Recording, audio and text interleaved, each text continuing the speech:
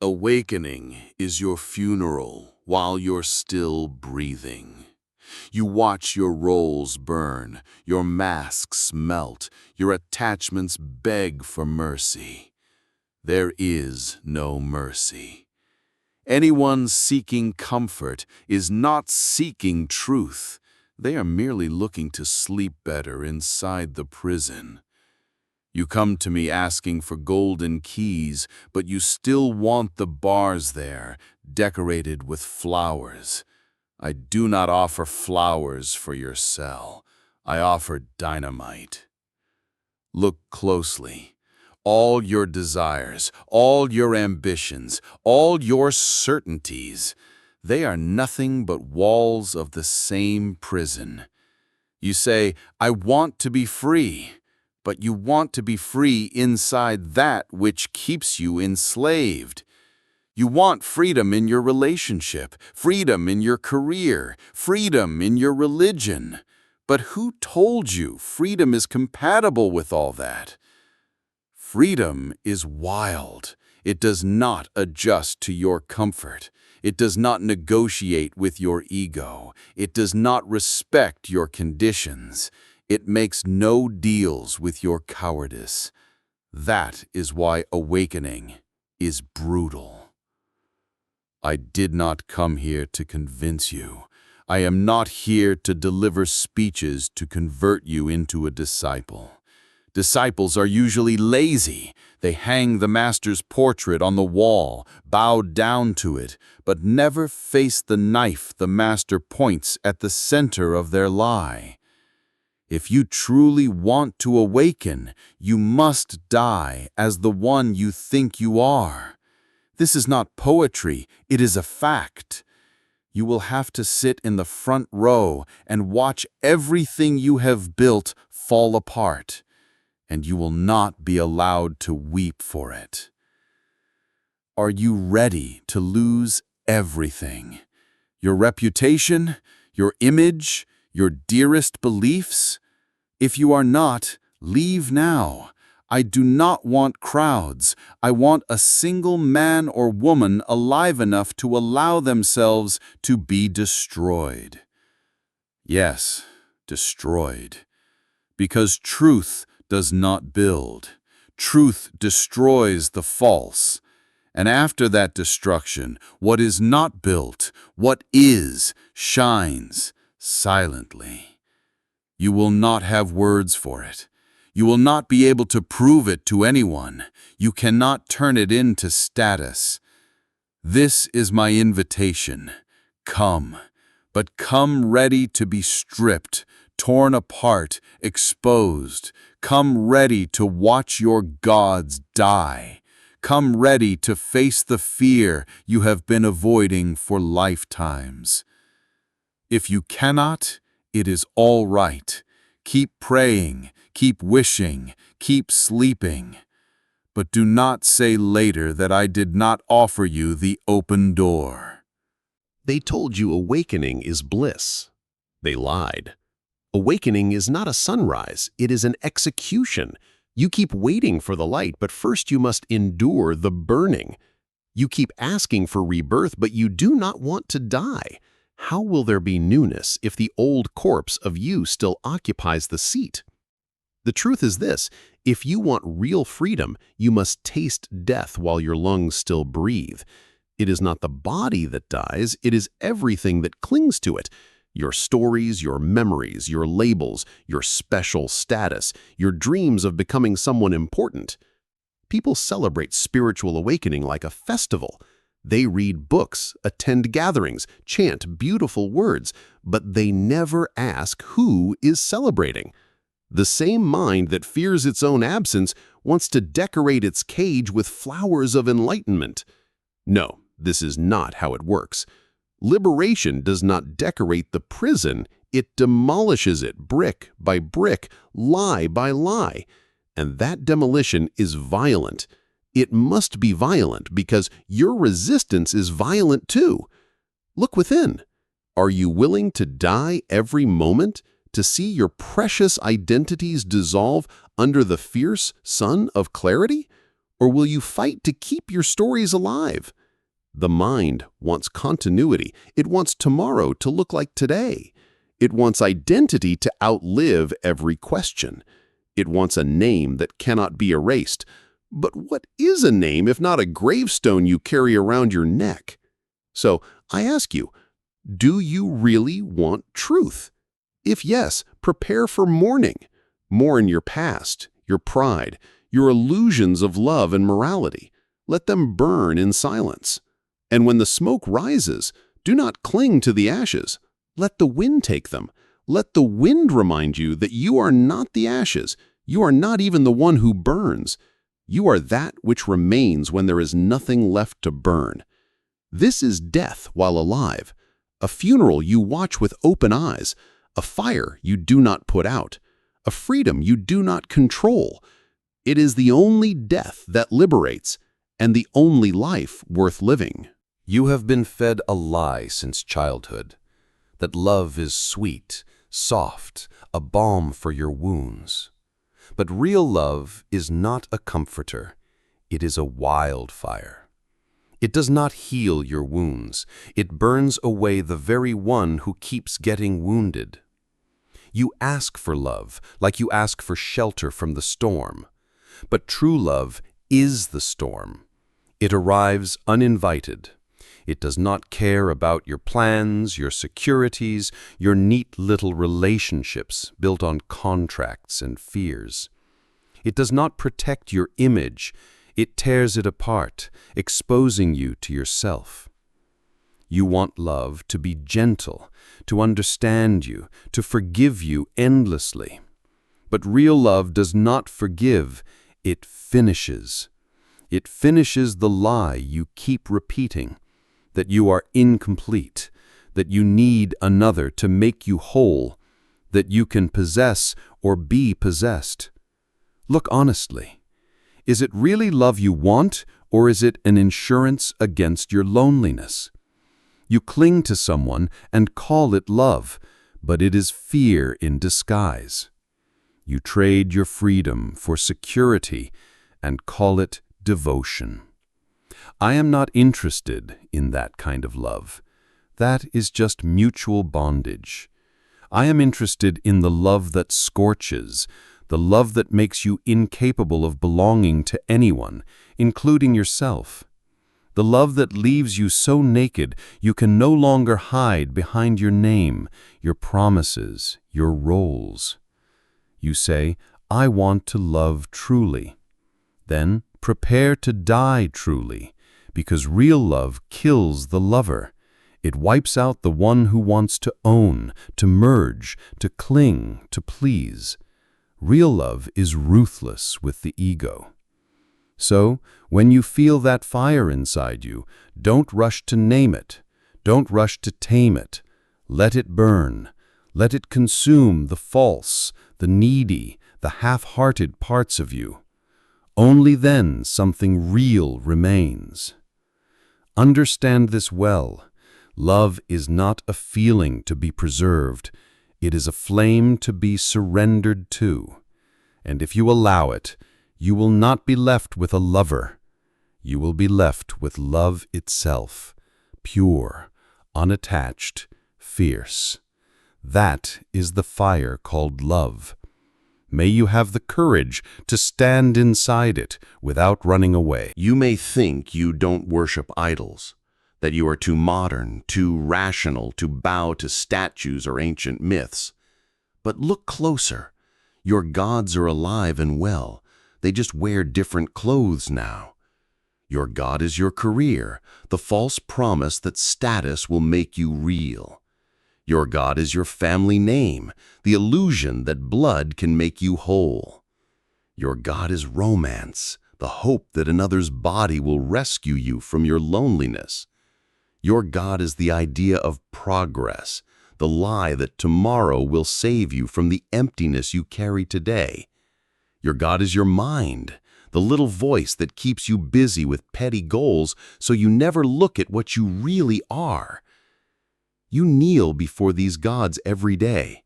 You feed them your energy, your hours, your entire life. In return, They keep you comfortably asleep and terrified to wake up. What happens when you see this clearly? Rage will rise, grief will come. You will feel betrayed by society, by family, by religion, by your own mind. And you should. It is betrayal. You were taught to serve shadows and call it devotion. Do you have the courage to watch your gods die?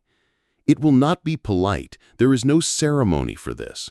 You will not be applauded for it. You will be condemned. People fear a man who bows to no idol, who belongs to no group, who refuses to kneel.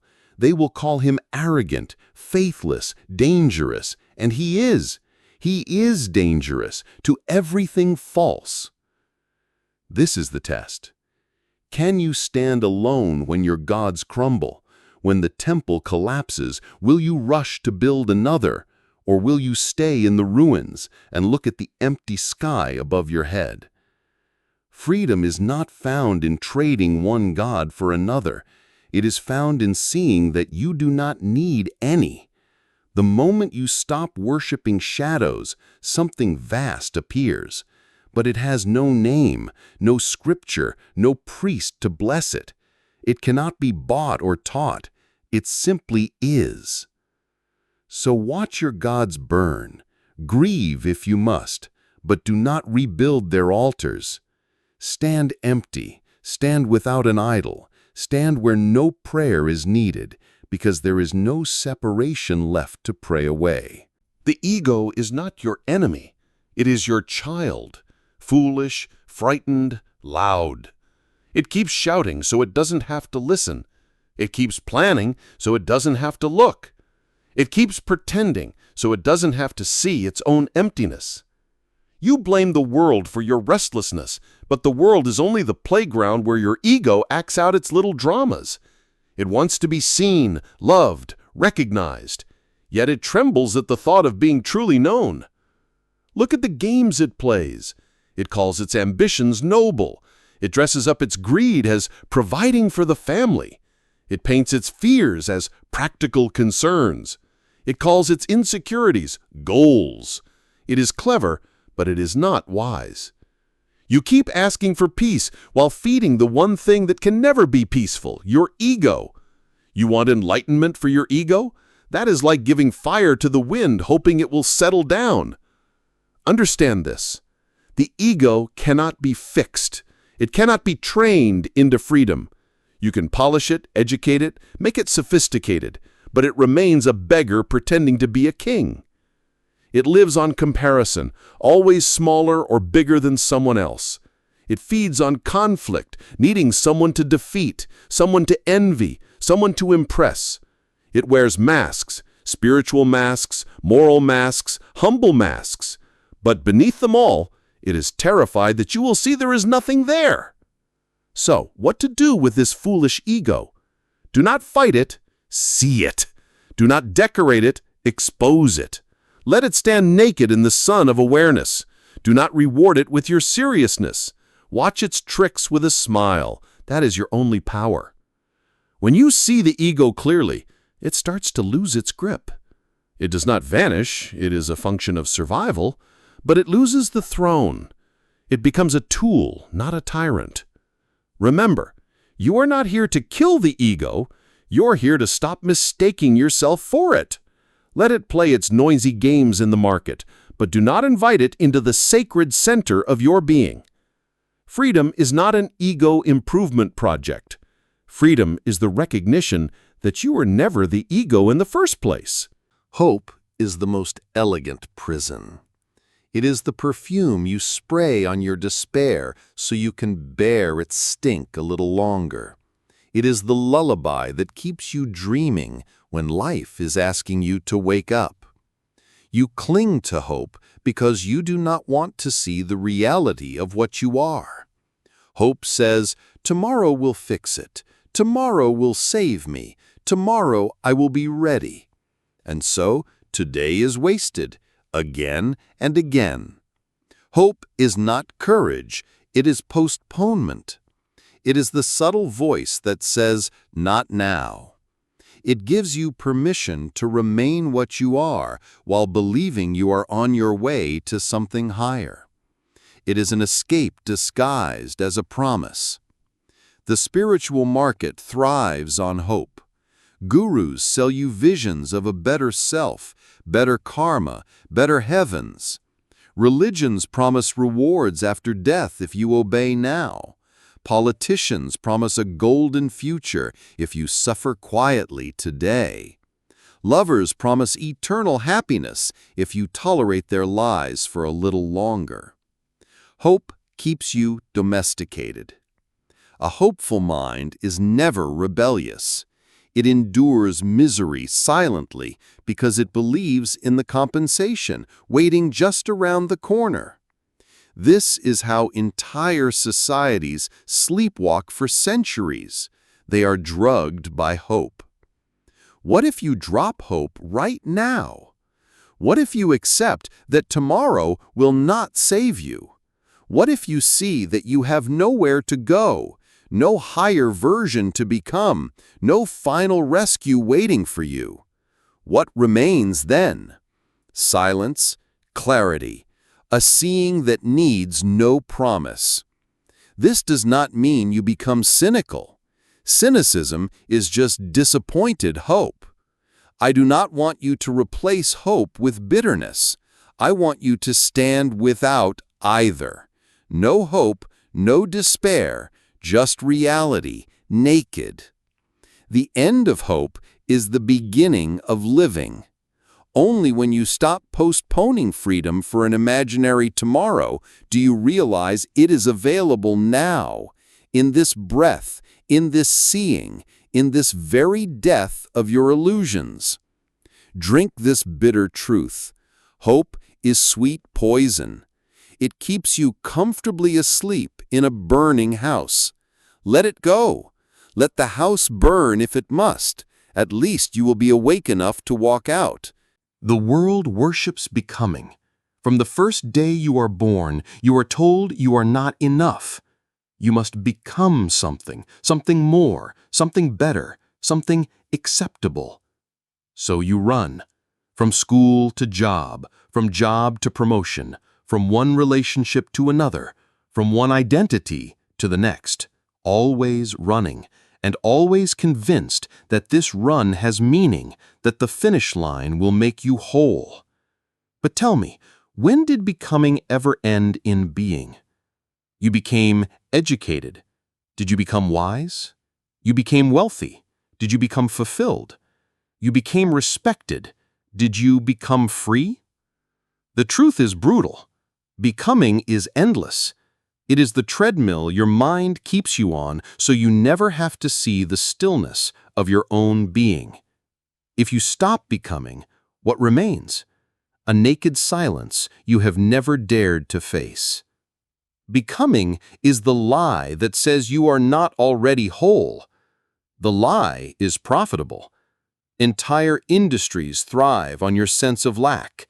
Gurus sell you new levels to reach. Corporations sell you new images to wear. Partners promise you new feelings to complete you. But underneath it all, the same hollowness whispers, "You are not yet there. Run faster." Stop. Look around. Look within. What exactly are you trying to become? A perfect image in the eyes of others? A name that outlives your body?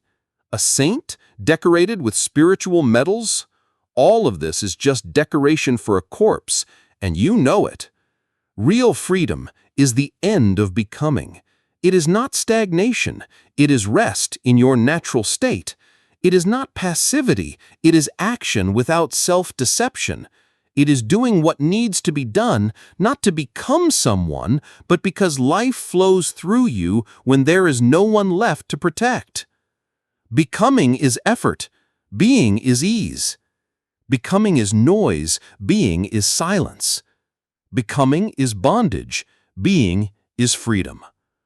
So watch your mind carefully. It will whisper, just a little more, just one more step, just one more version of you. Smile at its tricks. Let the treadmill stop. Let the runner dissolve. You were never the runner. You were always the ground. You live believing you are the master of your life. You plan, you strategize, you try to control outcomes as if the universe is a machine obedient to your commands. But control is an illusion, a fragile bubble that bursts at the slightest touch of reality. The moment you grasp tightly, it slips away. The more you try to hold on, the faster everything crumbles. Look closely. Your plans, your schedules, your expectations, they are all built on a foundation of sand. The unexpected is the only certainty. The uncontrollable is the true nature of existence. Your mind resists this truth because it wants to feel safe. Safety is an illusion created by control.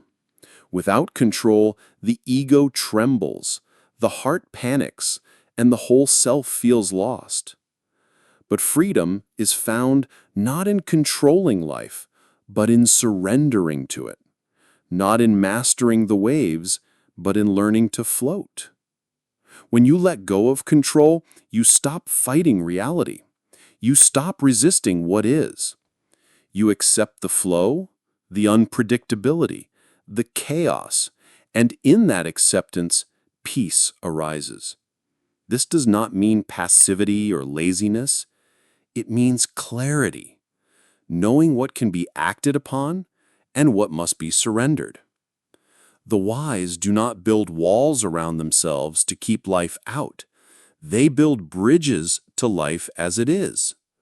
So ask yourself, are you trying to control a river with your bare hands, or are you willing to become the river itself? Control is the cage of the mind. Surrender is the doorway to freedom. From the moment you open your eyes each morning, you are trapped in a web of expectations. Expectations from society, from family, from friends, and most cruelly, from yourself. You have been taught to measure your worth by how well you fulfill these expectations, to chase approval, to seek validation, to become what others want you to be, all the while losing sight of who you truly are beneath the mask. Expectations are invisible chains. They bind you tightly, restricting your movements, your choices, your freedom.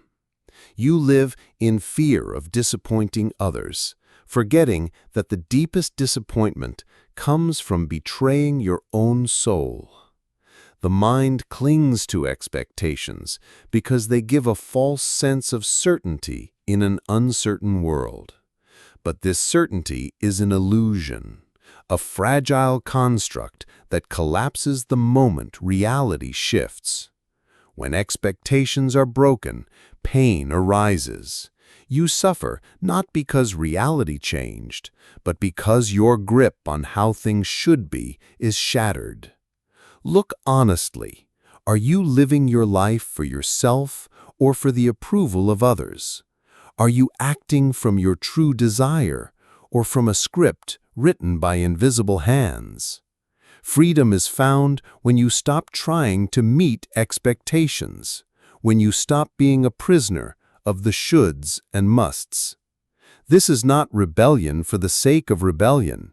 It is a deep, honest surrender to your own truth, even if it means disappointing the whole world. The cage of expectations is heavy, but the moment you let go of its bars, you discover the vast sky of your own being, infinite, unbound, free. Fear is the silent ruler of your life. It wears many masks: fear of failure, fear of rejection, fear of loss, fear of the unknown. But at its core, it is always the fear of seeing yourself as you truly are. You run from fear, but you cannot escape it. It follows you like a shadow, growing larger the more you try to ignore it. The mind invents distractions, addictions, and endless noise to cover the mirror fear holds up to you. Look closely. Fear is not outside, it is inside. It lives in the gap between who you think you are and who you really are. It thrives on the lies you tell yourself, the roles you play, the stories you believe. You fear death, but what you truly fear is dying to your false self. You fear loneliness, but what you truly fear is being alone with your own reality. You fear failure, but what you truly fear is facing the emptiness beneath your achievements. The mirror of fear is brutal because it shows you naked. No masks, no defenses, no excuses. Just raw being, vulnerable and exposed. Are you willing to look into this mirror? Or will you continue to turn away, seeking solace in illusions and distractions? The moment you face fear, it loses its power. It dissolves in the light of awareness. Fear is not your enemy. It is a gateway, a fierce guardian at the entrance of freedom. Do not run. Do not resist. Look and see beyond the reflection. Behind fear lies the vastness of your true self, waiting silently. Fear is brutal, but so is truth. Walk through the fire. The other side is freedom. Truth is not gentle. It does not come wrapped in comforting words or soft promises. Truth is a fierce blade that cuts through your illusions, your delusions, your cherished lies. You may want truth to be kind, to heal without pain, to uplift without destruction. But this is a fantasy born from your desire to remain comfortable. The real truth is brutal because it demands everything from you: your ego, your beliefs, your identities. It asks you to watch as your whole world collapses so something new can arise. When truth comes, it is a stranger at your door, refusing to leave until you open up and face what you have hidden from yourself. It will not wait for you to be ready. It will not negotiate. It will not sugarcoat. Many run from truth. They prefer lies, illusions, comforting stories because they fear the chaos that truth brings. They cling to ignorance like a drowning man clings to a straw. But freedom lies only in truth, no matter how harsh, no matter how lonely, no matter how painful. The brutal gift of truth is that it frees you from the prison of your own mind. When you accept truth, you die to the false, not once, but again and again. You become a witness to your own destruction, and through this destruction, something pure and radiant emerges. This gift is not given lightly. It is earned by those willing to endure the storm without running. So, I ask you, are you ready to receive this gift? Are you ready to let go of everything you thought you were? If yes, welcome to the path of awakening.